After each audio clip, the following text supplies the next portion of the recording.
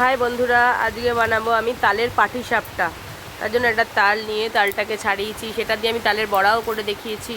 আবার সেই তালটা দিয়ে আমি তালের পাটিসাপটা করবো। একটা বাটির মধ্যে কতটা ময়দা, কতটা সুজি, আমি ব্যবহার করছি গণেশ সুজি, কতটা সুজি, চিনি, তালের পাক সব কিছু দিয়ে আমি এটাকে কাঁচা দুধ দিয়ে গুলিয়ে নেব। একটু সামান্য পরিমাণে জল দিয়েছি, কেউ দিলেও হয় না দিলেও হয়।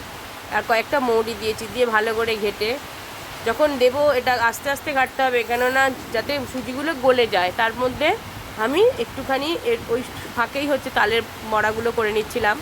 হ্যাঁ, দিয়ে এটা নেড়ে চেড়ে আমি ফ্রাইং প্যানের মধ্যে অল্প একটু ঘি মাখিয়ে নিয়েছিলাম, দিয়ে পাটিসাপটার গোলাটা দিচ্ছিলাম। দেওয়ার পরে আমি এটাকে ফ্রাইং প্যানে হালকা করে নাড়ছিলাম। একটু ঘনই হবে, মোটা হবে, কিন্তু জিনিসটা খুব সফট হয়।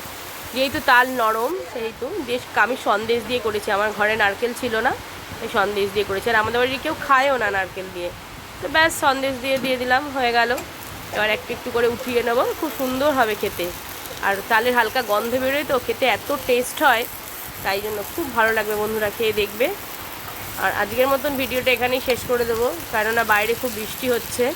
হ্যাঁ, শব্দের একটু অসুবিধা হতে পারে। তো রেডি হয়ে গেল আমার তালের পাটিসাপটা। হ্যাঁ, নরম, একদম সফট। দেখে নাও সবগুলো। টাটা। আজকের মতো ভিডিওটা এখানেই শেষ করলাম।